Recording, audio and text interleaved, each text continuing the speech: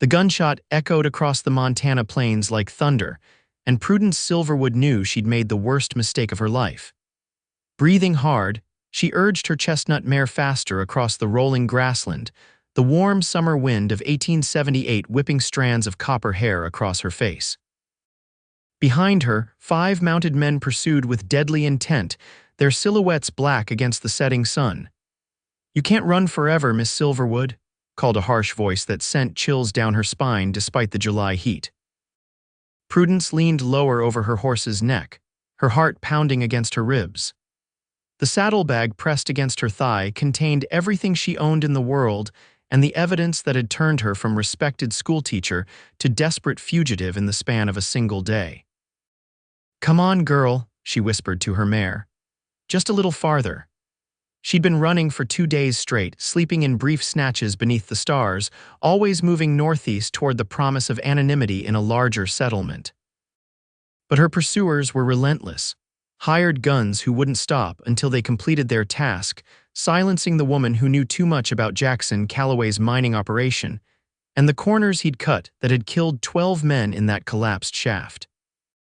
As twilight deepened across the landscape, Prudence spotted a single light twinkling in the distance, a homestead, perhaps, or a small ranch. Her mare was flagging beneath her, foam flecking its neck. She had no choice. She needed help or she wouldn't see the morning.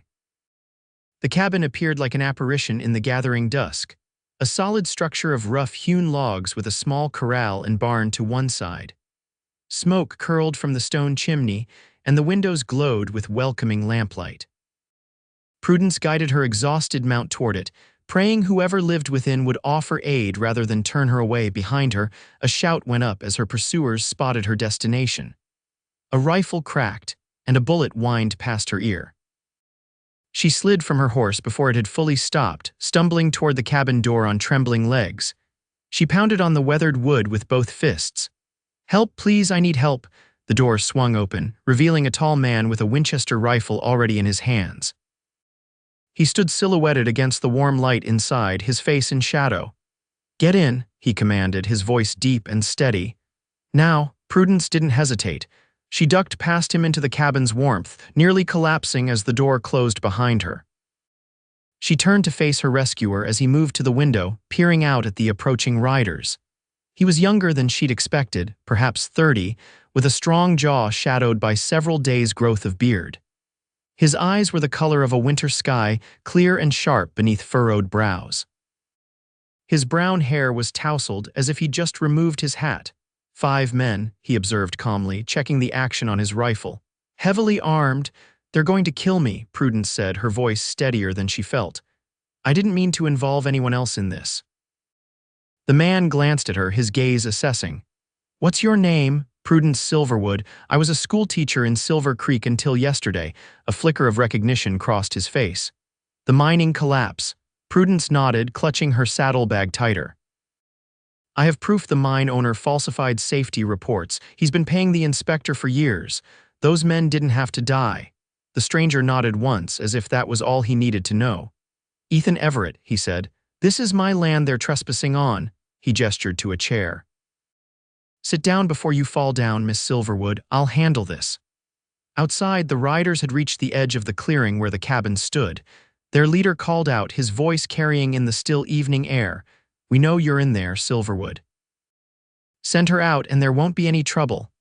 Ethan moved to the door, opening it just enough to address the men while keeping his rifle visible. Prudence watched him, wondering what manner of man would place himself between a stranger and 5 armed killers. "This is private property," Ethan called, his voice carrying the unmistakable tone of someone used to giving orders. "The lady is under my protection. I suggest you turn around and leave the way you came." A harsh laugh answered him. "You don't know what you're getting into, mister. That woman's a thief and a liar. We're just bringing her to justice." "If you want her, you'll have to come through me," Ethan replied calmly, "and I don't miss." The leader conferred briefly with his companions. Prudence could see their shadows moving in the deepening dusk, their gestures animated. "1 man against 5, the leader called back. "Those ain't good odds, friend. Last chance to be sensible." Ethan's response was to level his rifle. "I've faced worse." The first shot came without warning. Ethan ducked back as splinters flew from the doorframe. He slammed the door shut, throwing the heavy wooden bar across it. "Get down," he ordered Prudence, moving swiftly to extinguish the lamp. The cabin plunged into darkness, broken only by the glow of embers in the fireplace. Prudence scrambled beneath the table as more shots peppered the cabin walls. Ethan moved with surprising stealth to a window, using the barrel of his rifle to push the shutter open a crack. He fired twice in quick succession, and a pained yell suggested he'd found his mark. "Stay low," he instructed, moving to another window. "They'll try to surround us." "Why are you helping me?" Prudence whispered, her voice barely audible above the gunfire. "You don't even know me." Ethan fired again before answering. "I know enough. I worked in those mines for 3 years." "Lost friends in that collapse." His voice hardened. "If you've got something that'll make Calloway pay, that's reason enough."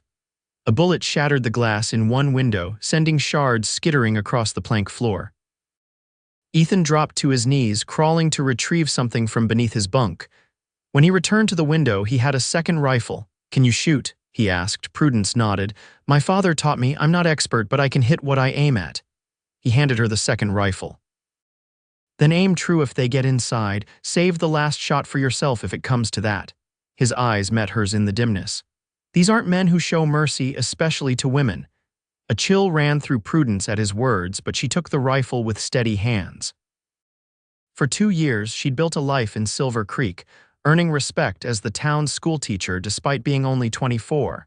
She'd believed in that community, in bringing education to the mining families.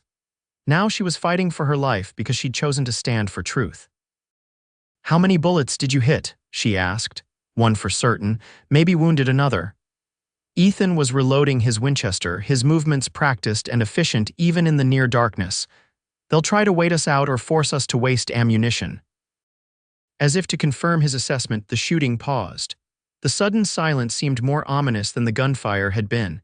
"Miss Silverwood," called the leader of the gunmen, "we don't want to kill this fool, but we will if we have to. Come out now and we'll let him live."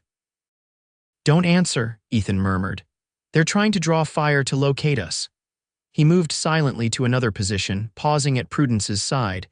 "When I start shooting, move to the back room. There's a trapdoor under the rug. It leads to a root cellar with a tunnel that comes out in the barn. Take your horse and ride north. There's a marshal's office in Fort Benton, 3 days' ride." Prudence stared at him in the darkness. "I'm not leaving you here to die for me." A faint smile touched his lips. "Who said anything about dying? I'll be right behind you. Just need to give you a head start." Before she could argue further, a new sound reached them, the unmistakable whoosh of flames catching. An orange glow appeared at one window as a burning torch arced through the air, landing on the cabin's shingled roof. "They're trying to burn us out," Ethan said grimly. He fired through the window, aiming at the shadows moving beyond the circle of firelight. "Go now." Prudence hesitated only a moment before scrambling toward the back room, still clutching the rifle. Behind her, Ethan's Winchester cracked 3 more times in rapid succession. She heard a scream of pain, followed by a volley of return fire. The back room was small, little more than a storage space with a narrow cot against one wall.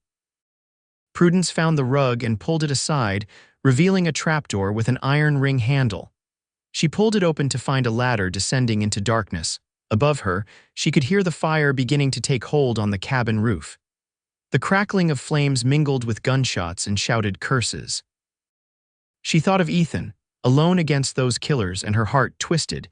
She descended the ladder, finding herself in a small earthen cellar lined with shelves of preserved foods. A narrow tunnel, barely high enough to stand in, led away from the main space. Prudence hesitated, then made her decision. She climbed back up the ladder and returned to the main room of the cabin. Ethan was reloading again, his face illuminated by the growing firelight from above. A thin stream of blood ran down his left arm from a graze wound. "What are you doing?" he demanded when he saw her. "I told you to go. I'm not leaving without you," Prudence said firmly. "This is my fight, not yours." A section of burning roof collapsed into the cabin, sending a shower of sparks across the floor. The heat was intensifying by the second. "Damn stubborn woman," Ethan muttered, but there was grudging admiration in his tone. "Fine, we go together. On my signal, make for the tunnel, I'll cover you." He moved to the door, throwing the bar aside and kicking it open. Immediately, he fired 3 shots into the night, forcing the gunmen to take cover. Prudence dashed for the back room, hearing Ethan close behind her. Another section of roof gave way as they reached the trapdoor. "Go," Ethan urged, pushing her toward the ladder. Prudence descended quickly, Ethan following so closely that his boots nearly struck her hands. They rushed through the tunnel, bent almost double in the confined space. The earthen passage seemed to go on forever, the air growing thicker with each step. Finally, they emerged through a cleverly disguised opening in the floor of the barn. Ethan's horses were still in their stalls, whinnying nervously at the smell of smoke. Prudence's exhausted mare stood among them, saddle still on. "We'll take my stallion," Ethan said, moving to a powerful black horse. "Yours is spent." He worked quickly, transferring her saddlebags to his mount and securing his rifle in its scabbard. "They'll be watching the road north." "Then where?" Prudence asked, coughing as smoke began to drift into the barn. "West, into the mountains. I know places they won't follow." He helped her mount, then swung up behind her. The stallion danced beneath their combined weight but steadied at Ethan's firm hand on the reins. "Hold tight." He guided the horse to the rear of the barn, where a small door opened onto the shadows beyond. They slipped out into the night, the stallion's hooves muffled in the soft earth. Behind them, the cabin was fully engulfed in flames, illuminating the clearing and the men who searched frantically for their quarry. Ethan kept to the tree line, guiding his mount with the skill of someone who knew every inch of the terrain. They forded a shallow stream, the cold water splashing up to their knees, then began climbing a steep trail into the pine-covered hills beyond. Only when they'd put several miles between themselves and the burning cabin did Ethan slow their pace. The night was clear, stars speckling the vast Montana sky. The air grew cooler as they climbed higher into the foothills.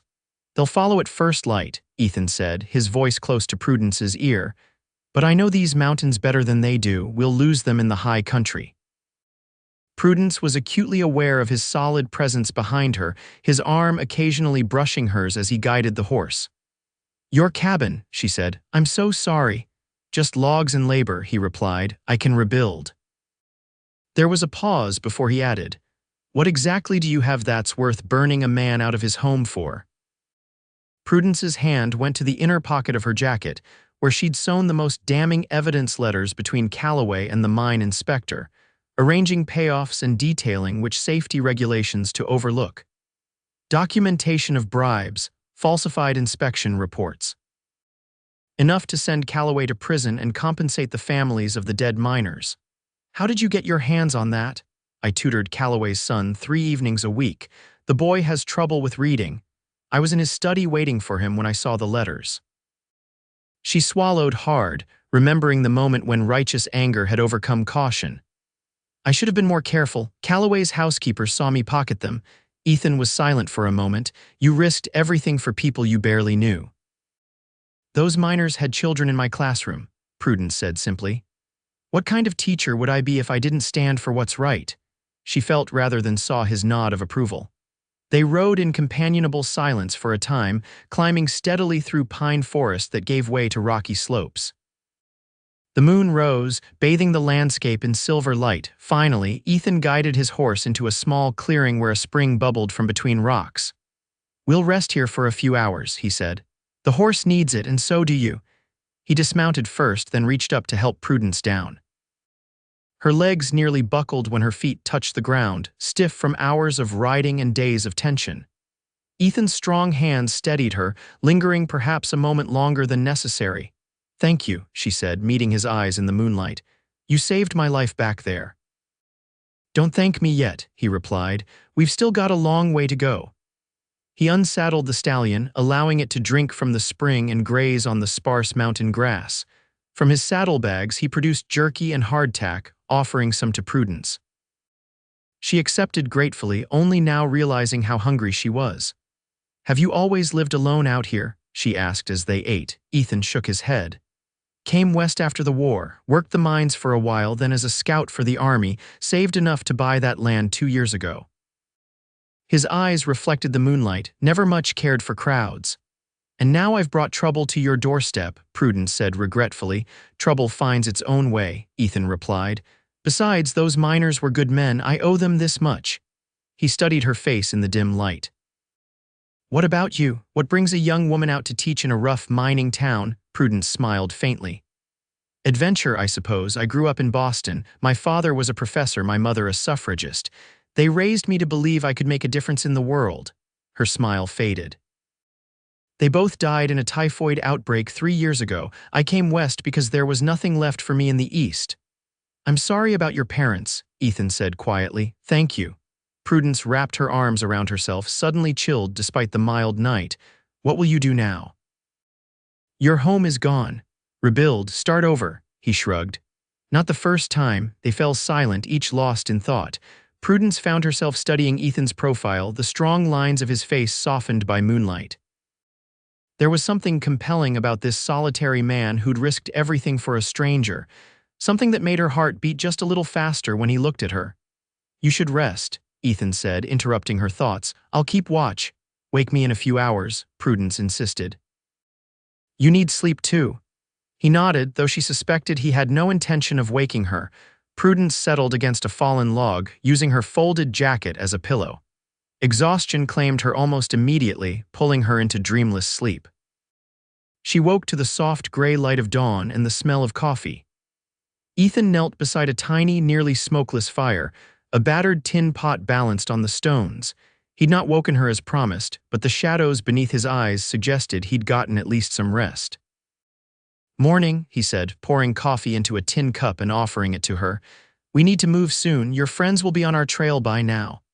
Prudence accepted the coffee gratefully, its warmth and bitterness bringing her fully awake. "Where are we heading?" "There's an old trapper's cabin about 15 miles from here. We can rest there properly, then push on to Fort Benton." He doused the fire, scattering the ashes carefully. "The terrain gets rough from here. You up for it?" Prudence straightened her shoulders. "I've come this far, haven't I?" A ghost of a smile touched his lips.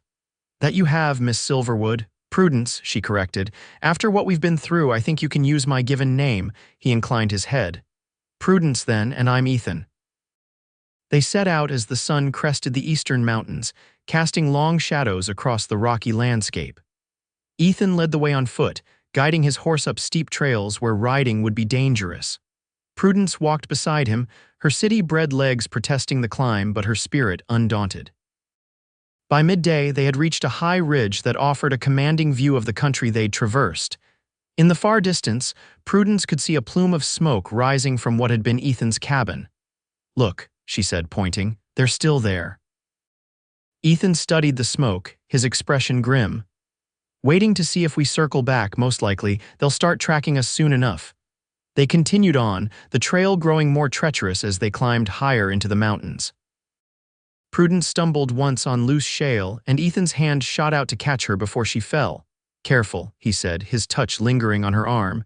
"It's a long way down." The air between them seemed to thicken, charged with something neither of them acknowledged. Prudence looked away first, her cheeks warming despite the cool mountain air. As the afternoon wore on, clouds began to gather over the peaks, promising rain. Ethan increased their pace, his concern evident in the frequent glances he cast at the darkening sky. "We need to reach shelter before that storm hits," he explained. "These mountain storms can be deadly." They reached the trapper's cabin just as the first heavy drops began to fall. It was a crude structure, smaller than Ethan's burned homestead but solid enough to keep out the weather. A stone fireplace dominated one wall, and rough-hewn bunks lined another. Dust and cobwebs suggested it had been some time since anyone had used the place. Ethan led his stallion to a lean-to attached to the cabin, unsaddling the weary animal and rubbing it down with handfuls of dry grass. Prudence set about clearing the cabin, shaking out the single moth-eaten blanket she found folded on one of the bunks. "Does this belong to someone?" she asked as Ethan returned, shaking rainwater from his hat. "Old Man Thorne," Ethan replied, kneeling to build a fire in the fireplace. "Trapper who used to work these mountains.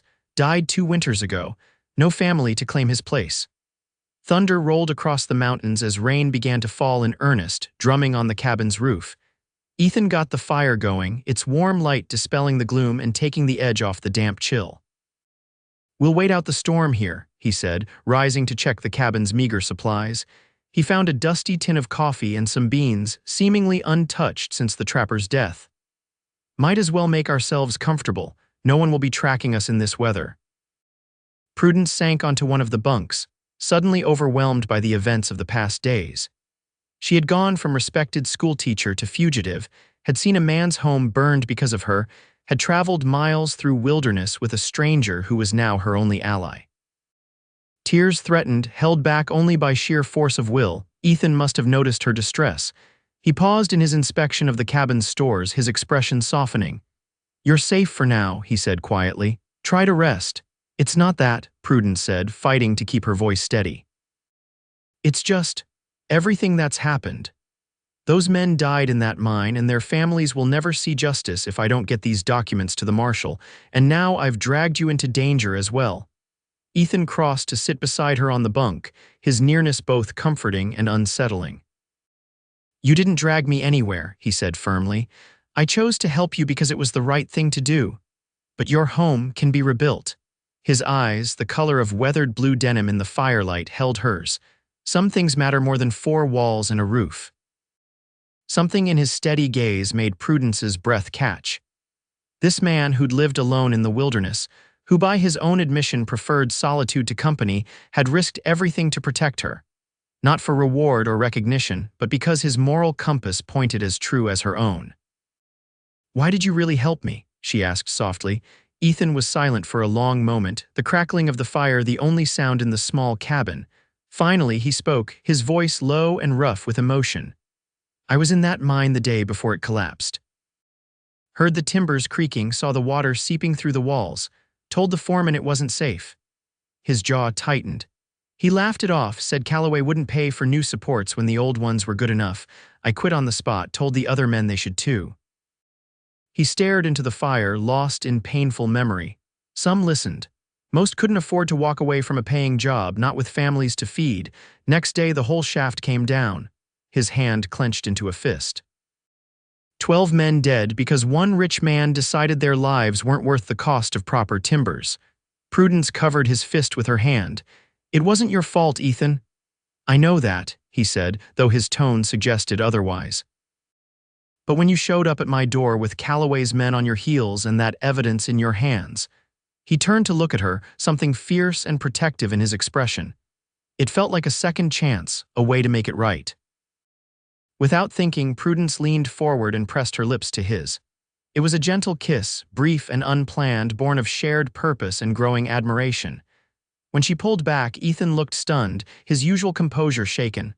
"I'm sorry," Prudence said quickly.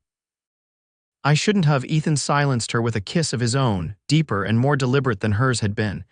His hand came up to cradle her face, calloused fingers gentle against her skin. Prudence felt herself responding, heat blooming in her chest as she leaned into him.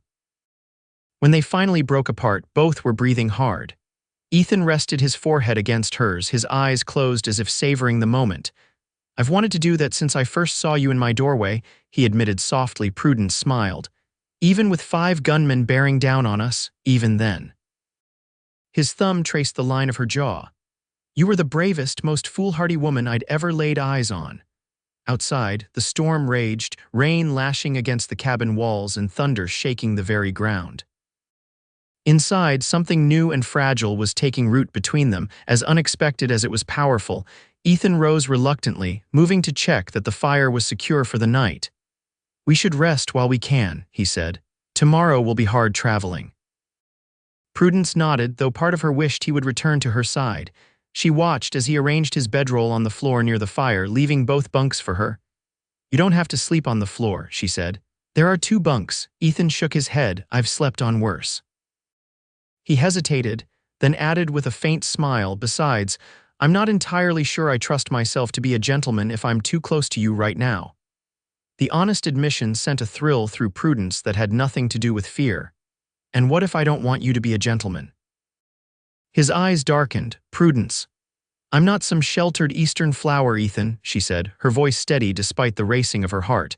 "I know my own mind and what I want." He crossed the cabin in 2 strides, pulling her to her feet and into his arms. This time when they kissed, there was no hesitation, only hunger and need. Prudence wound her arms around his neck, pressing herself against the solid warmth of his chest. "Are you sure?" Ethan murmured against her lips. "We barely know each other." "I know everything that matters," Prudence replied. "I know you're brave and honorable. I know you risked your life for mine without hesitation. I know when you look at me, I feel more alive than I have in years." That was all the reassurance Ethan needed. He lifted her easily, laying her on the bunk with a gentleness that belied his strength. They came together in the flickering firelight, discovering each other with tentative touches that grew bolder as desire overtook caution.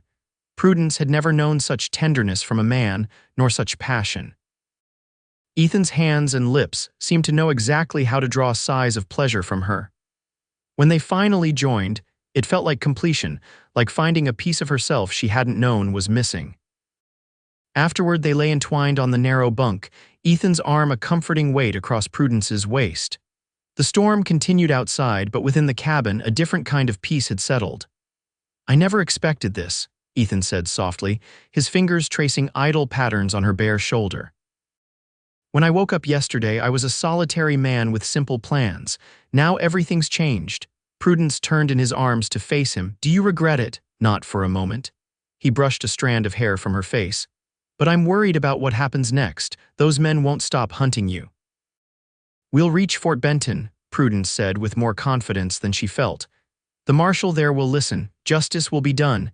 Ethan nodded, though concern still shadowed his eyes. "And after that, what then?" The question hung between them, weighted with possibilities neither had considered before this moment. Prudence realized she didn't want to return to her solitary life as a schoolteacher, not if it meant leaving Ethan behind. "I don't know," she admitted. "I hadn't thought beyond delivering the evidence." Ethan's hand stilled on her shoulder.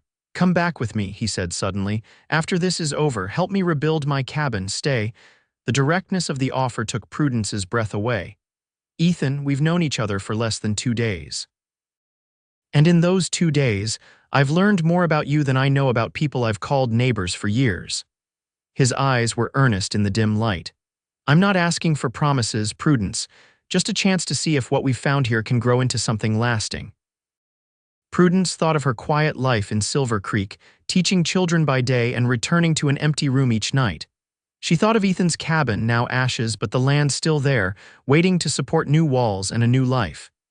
"Yes," she said, the word feeling right as it left her lips.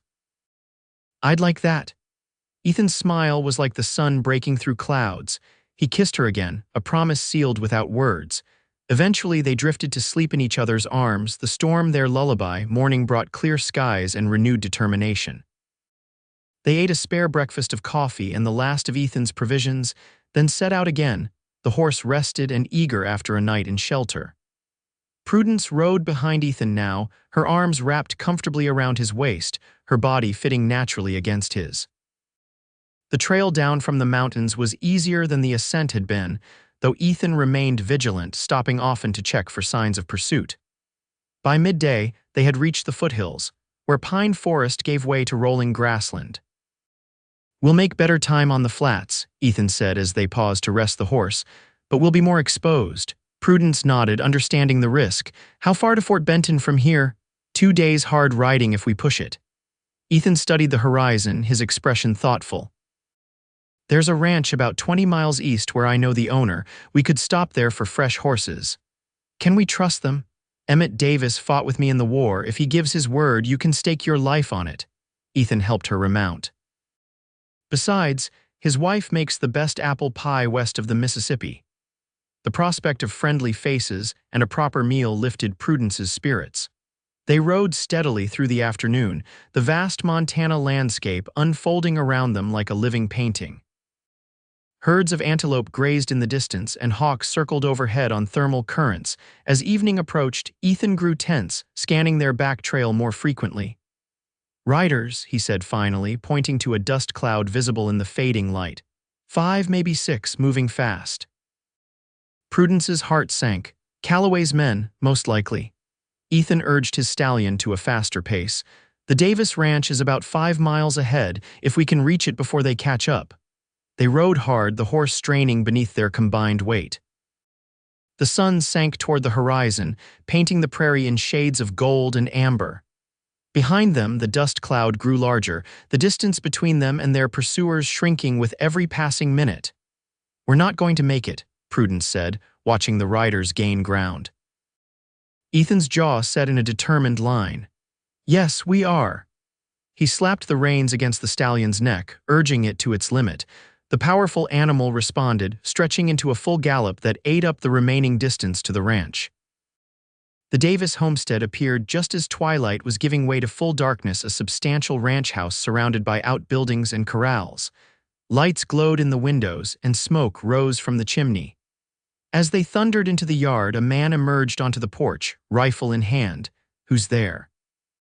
He called, his voice carrying across the darkening yard. "Ethan Everett," Ethan shouted back, reining in his lathered horse. "We need help, Emmett." The man on the porch lowered his rifle, stepping into the light.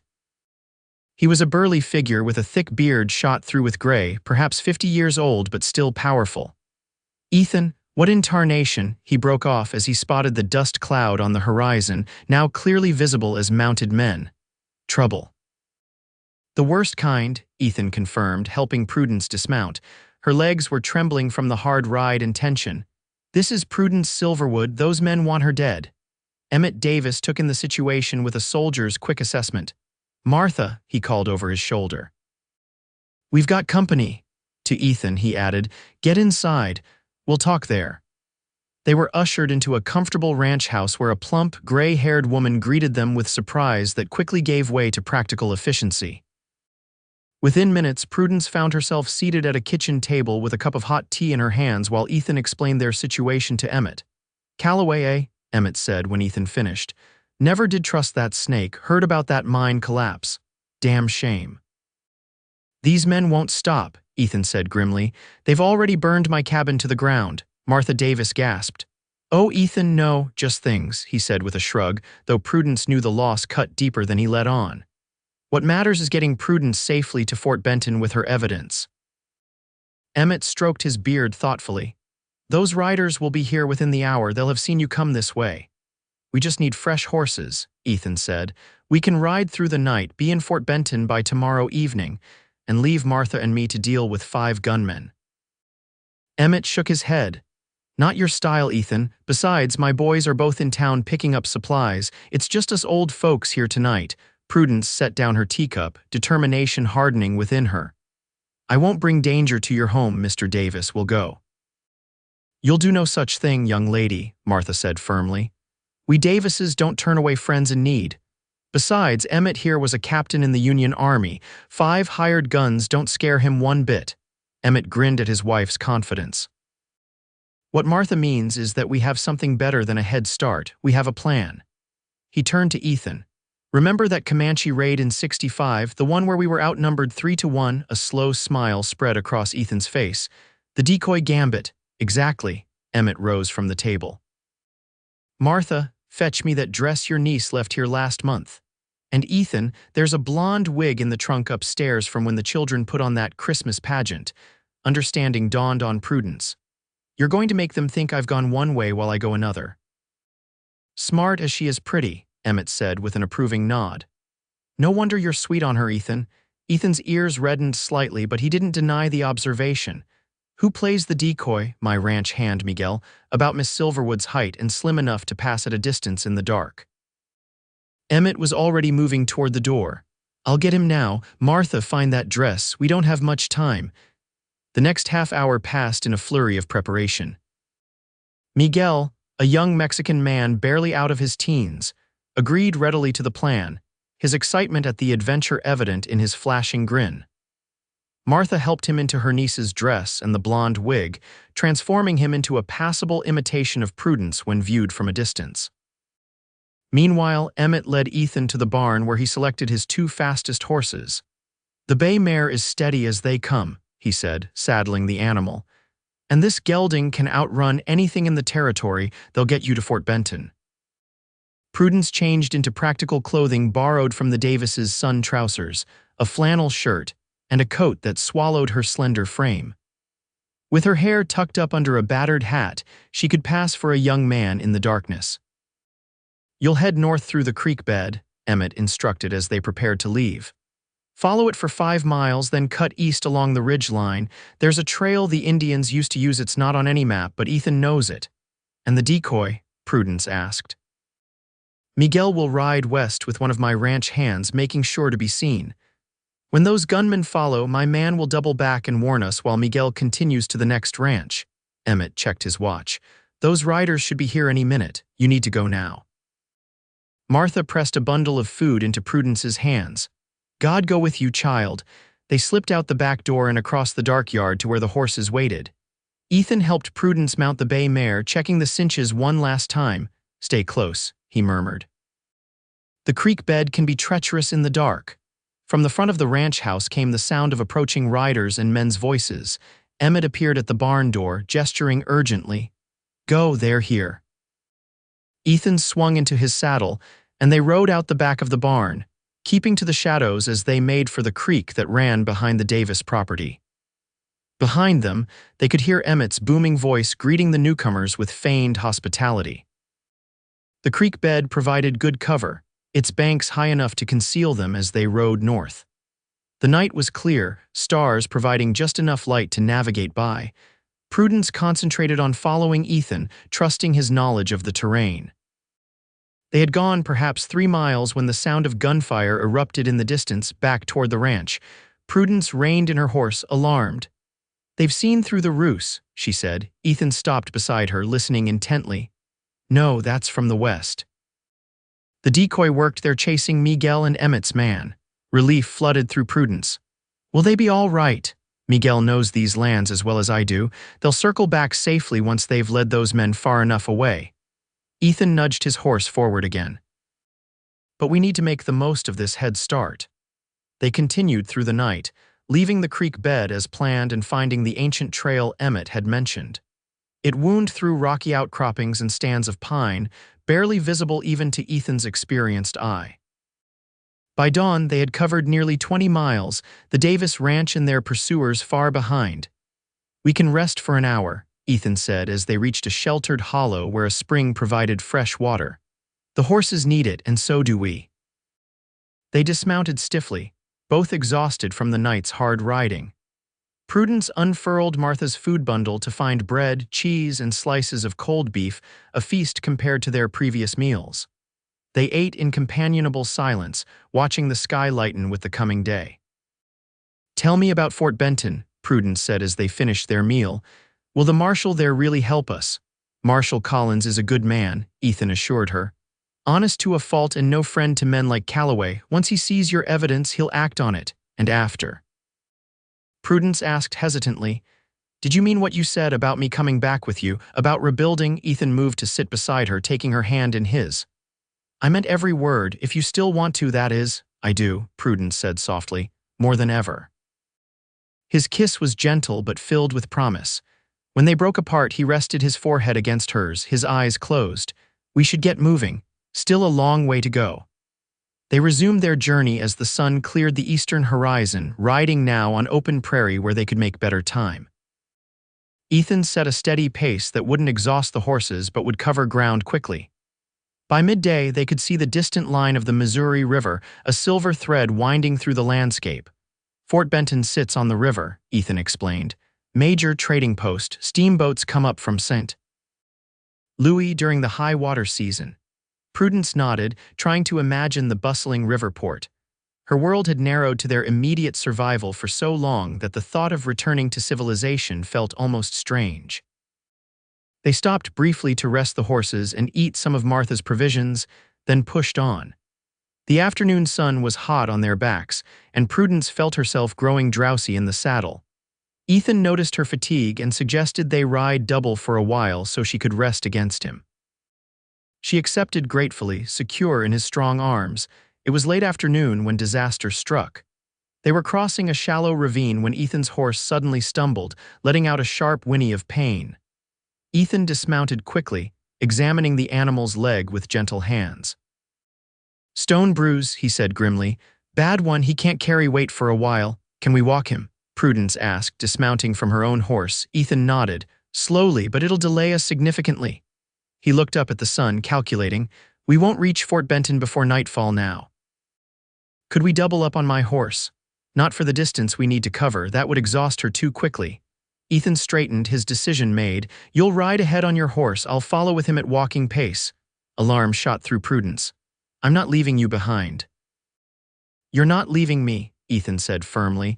You're completing the mission, getting that evidence to Marshal Collins is what matters most. You matter most, Prudence insisted, surprising herself with the fierceness of her declaration. I won't go without you. Ethan's expression softened. He stepped closer, cupping her face in his hands.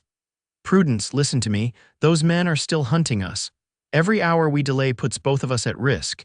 You can reach Fort Benton by sunset if you ride now. I'll be maybe 2 hours behind you. Prudence wavered, torn between her duty to the dead miners' families and her unwillingness to leave Ethan vulnerable. I'll be fine, he promised, reading her thoughts. They're following the decoy trail west, remember, and I still have my rifle. Finally, reluctantly, Prudence nodded. 2 hours. If you're not in Fort Benton by then, I'm coming back for you with the marshal and every deputy he can spare. Ethan smiled. I believe you would. He kissed her, a swift, hard press of lips that conveyed everything words could not. Now go, and Prudence, be careful. She mounted her horse with his help, her heart heavy despite the logic of their decision. I'll see you in Fort Benton, she said, making it a promise. Count on it. With a last lingering look, Prudence urged her horse forward, leaving Ethan behind with his lamed mount. She rode steadily northeast, following Ethan's directions toward the river town. The evidence pressed against her side inside her jacket, a constant reminder of why they'd undertaken this dangerous journey. The prairie stretched endlessly before her, the afternoon sun casting long shadows across the waving grass. Fort Benton was visible now as a distant smudge on the horizon where the land met the great river. Prudence estimated she had perhaps 2 hours of riding ahead of her, 2 hours until safety, until justice for the miners, until she could begin planning a future with Ethan. She had covered perhaps half the remaining distance when movement caught her eye to the West Riders, moving fast on an intercept course with her path. Prudence's blood ran cold. Somehow, Calloway's men had discovered their ruse and corrected their course. Urging her horse to greater speed, Prudence raced toward Fort Benton. The mare responded gallantly, but Prudence could see the pursuers gaining ground. Their fresher horses and lighter loads gave them the advantage. Within minutes, they would overtake her. Desperation drove Prudence to push her mount harder, but she knew it was futile. The mare was tiring, her stride shortening as fatigue set in. Behind her, the gunmen were close enough now that Prudence could make out their features, the leader she recognized from Silver Creek. His face twisted in a triumphant snarl as he closed the gap. A shot rang out, the bullet whizzing past Prudence's ear. She ducked instinctively, clinging to her horse's neck. Another shot and another, forcing her to ride erratically to avoid being hit. The mare stumbled, nearly sending Prudence over her neck. She righted herself just as the leader of the gunmen drew alongside her, reaching for her reins. End of the line, Miss Silverwood, he shouted over the thunder of hooves. Prudence yanked her reins away, but the man was too close. His hand closed on her arm, pulling her from the saddle. She fell hard, hitting the ground with enough force to drive the breath from her lungs. Pain exploded in her shoulder and hip. The gunmen circled around her, dismounting as she struggled to her feet. The leader approached, a cruel smile on his weathered face.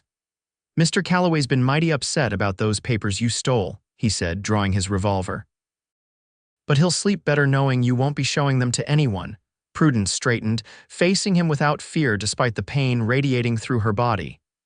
You can kill me, but you can't kill the truth. Those miners died because of Calloway's greed. Save your speeches for the devil, schoolmarm. You'll be meeting him shortly. The man raised his revolver, aiming it at Prudence's heart. A rifle shot cracked across the prairie, and the leader's hat flew from his head. He spun around, searching for the source of the shot. That was a warning, called a familiar voice. The next one goes through your heart. Ethan stood atop a small rise 100 yards away, his Winchester leveled at the group of gunmen. Even at that distance, Prudence could see the deadly determination in his stance. You're outnumbered, mister. the leader called back, though he kept his revolver lowered. 4 of us, one of you, 3, Ethan corrected coldly. Your friend in the red bandana is already dead, he just doesn't know it yet. As if on cue, the man with the red bandana clutched his chest and toppled from his horse. He had been positioned behind the others, and none had noticed Ethan's first silent shot. Now it's 3-1, Ethan continued. Better odds, but still not in your favor. I was the best sharpshooter in the 4th Cavalry. I can put a bullet through each of you before any of you gets off a clean shot.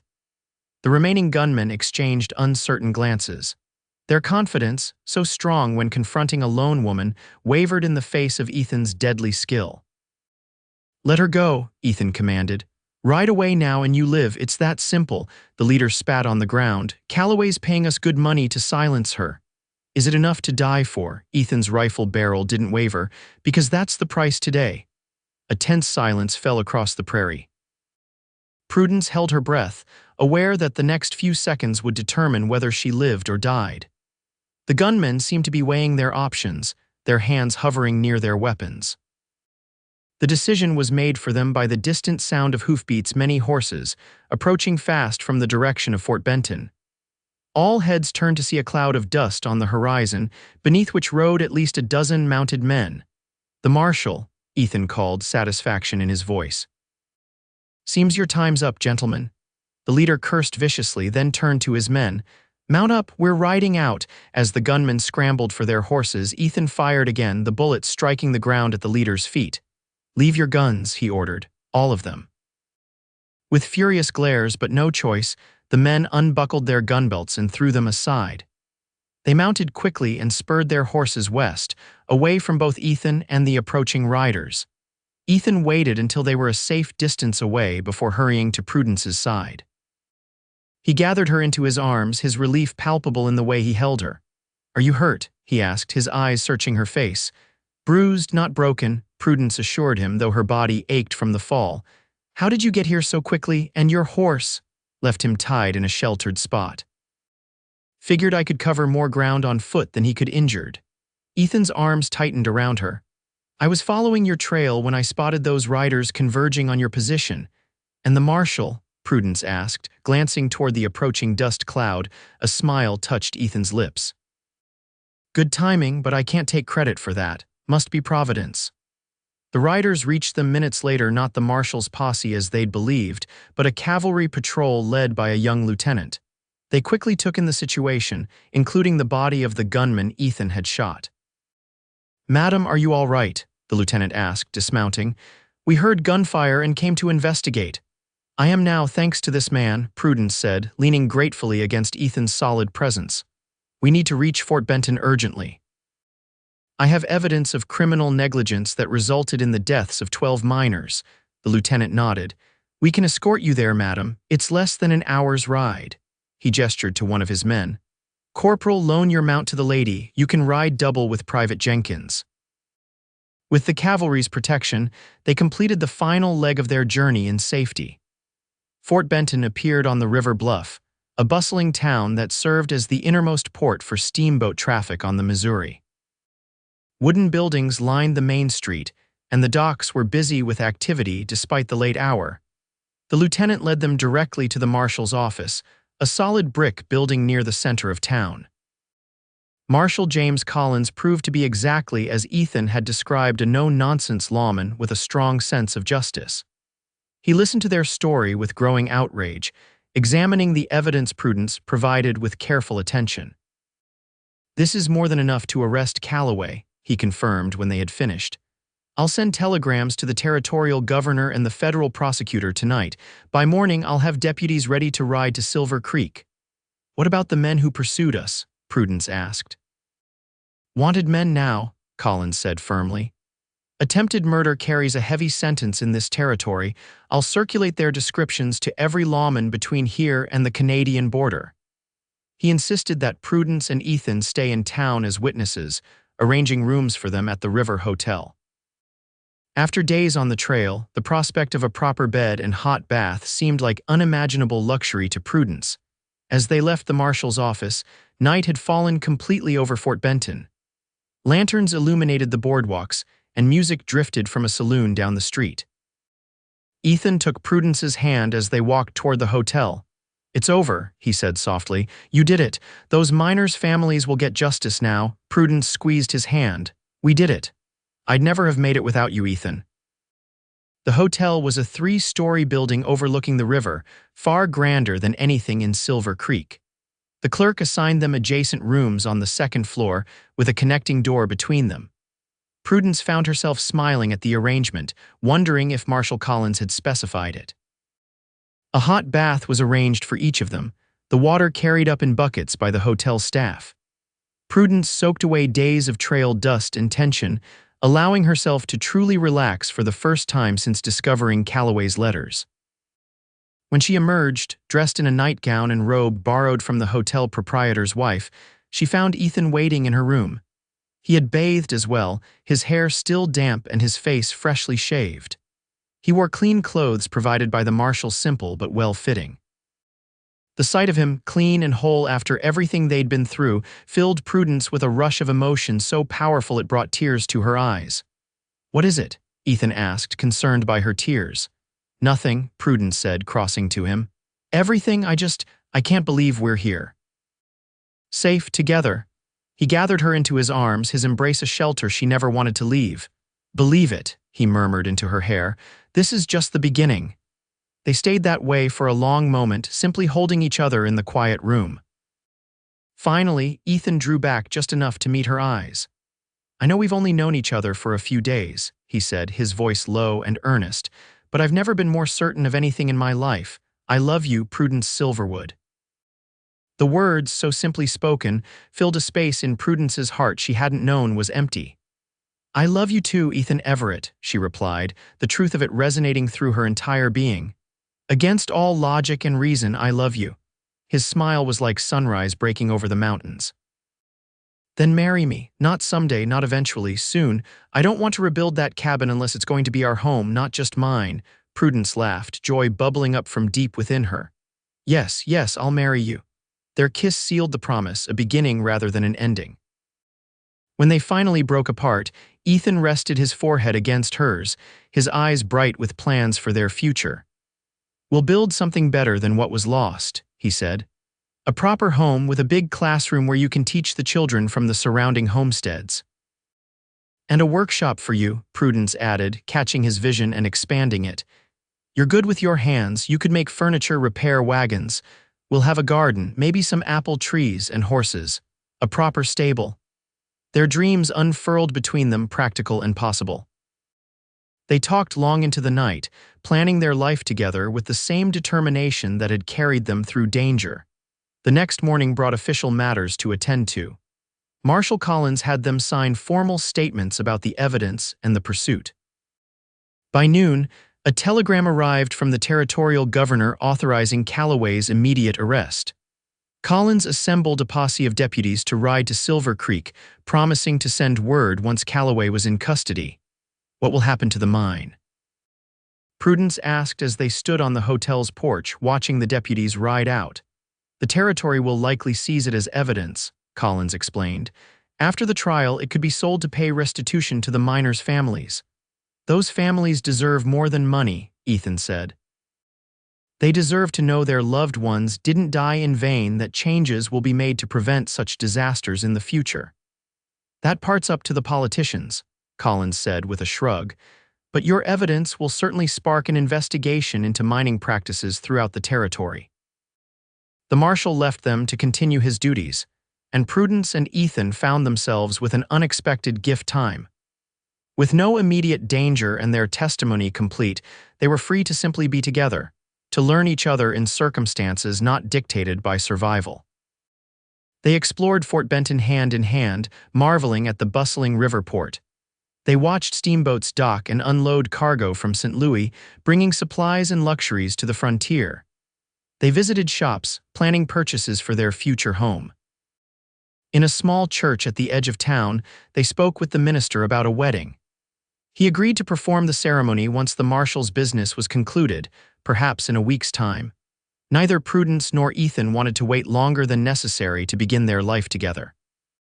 4 days after their arrival in Fort Benton, Marshal Collins returned with news.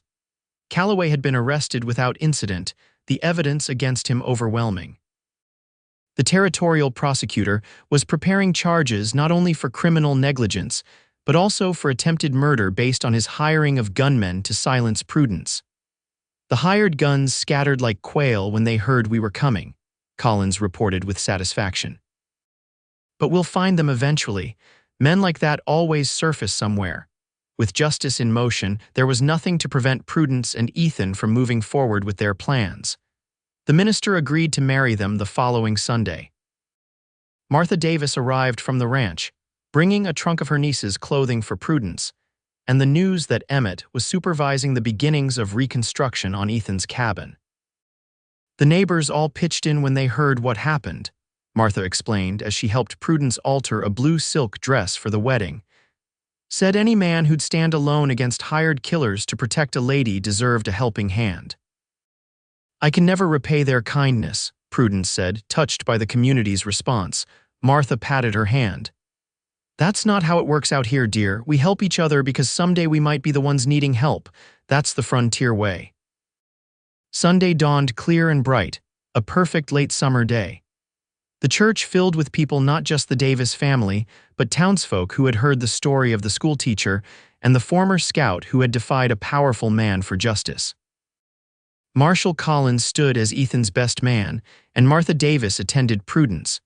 When Prudence walked down the short aisle in her borrowed blue dress, a wreath of wildflowers in her copper hair, she saw only Ethan waiting for her at the altar. His eyes never left her face, filled with a love so pure and powerful it took her breath away. The minister spoke the ancient words of the ceremony, binding them together before God and community. When Ethan slipped a simple gold band onto Prudence's finger purchased from a Fort Benton jeweler with some of his carefully saved money, she felt as though her heart might burst with happiness. "I now pronounce you husband and wife," the minister declared.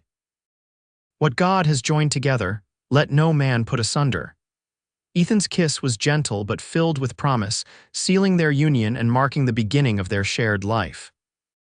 The small congregation erupted in cheers and applause, celebrating not just a marriage but the triumph of courage and justice in a harsh land. The celebration continued at the hotel, where the proprietor had arranged a modest feast.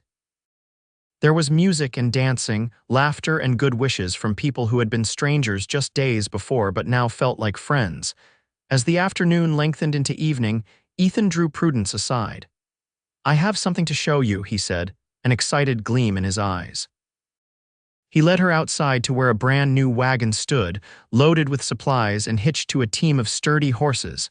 "Our wedding gift from the Davis family and the neighbors," he explained. "Everything we need to start rebuilding: seeds for a garden, tools, household goods."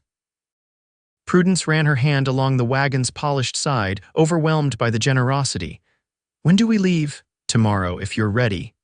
Ethan's arm circled her waist. "Emmett says the foundation for the new cabin is already laid. Twice as big as the old one, with a proper schoolroom attached just as we planned." "I'm ready," Prudence said without hesitation. "More than ready." They departed Fort Benton the next morning, heading southwest toward the land that would be their home. The journey that had brought them together in desperate circumstances was now made in joy and anticipation, each mile bringing them closer to the life they would build together. 5 days later, they crested a rise and Ethan reined in the wagon. Below them lay his property, their property now, where the burned ruins of his cabin had been cleared away and the foundation of a new, larger structure was taking shape. Several men worked there, raising walls of fresh-cut pine logs. "Welcome home, Mrs. Everett," Ethan said softly. Prudence leaned against his shoulder, contentment washing through her. "It's perfect." Their arrival was greeted with cheers from the neighbors who had come to help. Work stopped for the day as they welcomed the newlyweds with a small celebration, complete with a makeshift feast spread on improvised tables in the yard. That night, they slept in a tent erected near the building site, wrapped in each other's arms beneath a canopy of stars. Around them, the Montana wilderness stretched in all directions, vast and challenging but no longer threatening. "No regrets?" Ethan asked as they lay together, his fingers tracing idle patterns on her bare shoulder. "Not one," Prudence assured him, nestling closer. This is exactly where I'm meant to be. Over the following weeks, the cabin took shape with remarkable speed, thanks to the continued help of neighbors and friends. By the time the first snow dusted the mountains, they had a solid roof over their heads and walls to keep out the winter winds. The schoolroom remained unfinished, but would be completed in the spring. Word came from Fort Benton that Calloway's trial had resulted in a conviction. He would spend years in territorial prison, and his assets had indeed been seized to compensate the miners' families. Justice, so often elusive in the West, had been served. With winter settling over the land, Ethan and Prudence established the rhythms of their life together. Their days were filled with work finishing the interior of their home, caring for their small herd of livestock, preparing for the seasons to come. Their nights were filled with warmth and love, with plans whispered in the darkness and dreams shared in the intimate hours before dawn. By spring, when the first wildflowers bloomed on the prairie, Prudence had news of her own to share. She told Ethan one evening as they sat on the porch of their completed home, watching the sunset paint the western sky in shades of gold and crimson. "A baby," he repeated, wonder spreading across his face as he placed his hand gently on her still flat stomach. "Our child, due in late autumn," Prudence confirmed, covering his hand with her own, just in time for winter stories by the fire. Ethan gathered her into his arms, his joy too great for words. They sat together as darkness fell and stars appeared in the vast Montana sky, marveling at how much had changed in less than a year. From desperate strangers fighting for survival, they had become partners, lovers, and soon to be parents. The schoolroom opened that summer with a half-dozen children from surrounding homesteads attending classes 3 days a week. Prudence found fulfillment in teaching again, now with the added satisfaction of building something lasting in the community she and Ethan had joined. Ethan's workshop thrived as well. His skilled hands crafted furniture and repaired tools for neighbors near and far. Word spread of the quality of his work, bringing a steady stream of customers to their homestead. Their daughter was born on a crisp October evening, a healthy girl with her father's blue eyes and a dusting of her mother's copper hair. They named her Emma Martha Everett, honoring both Ethan's mother and the woman who had helped bring them together. As the years passed, their family grew. A son joined them 2 years later, followed by twin girls the year after that. Their homestead expanded as well, more land cleared for crops. A larger barn built for their increasing livestock, fruit trees planted that would one day provide shade and sustenance. On the 5th anniversary of the day, they met that desperate evening when Prudence had pounded on a stranger's door with killers on her heels. They stood together on their porch, watching their children play in the yard of the home they had built together. "Did you ever imagine this?" Prudence asked, leaning against Ethan's solid strength. "That night when I showed up at your door, did you ever think we'd end up here?" Ethan's arm tightened around her waist as he considered the question. "Not specifically this," he admitted, "but I knew my life had changed the moment I saw you. I just didn't know how completely." Prudence smiled, remembering the man who had stood alone with his rifle, defending a woman he didn't know simply because it was right. "My hero," she murmured, rising on tiptoe to kiss him. "My heart," he replied against her lips, the words both acknowledgement and promise. Above them, the vast Montana sky stretched endlessly, witness to their unlikely beginning, and the love that had grown from danger and desperation into something enduring and true. What had started with a gunshot and a desperate plea for help had become a story of courage, justice, and love, a love strong enough to stand against any threat and brave enough to build a future from the ashes of the past. And as twilight deepened over the land they had made their own, Ethan and Prudence Everett held each other close, grateful for the danger that had brought them together and the love that would sustain them for all the days to come.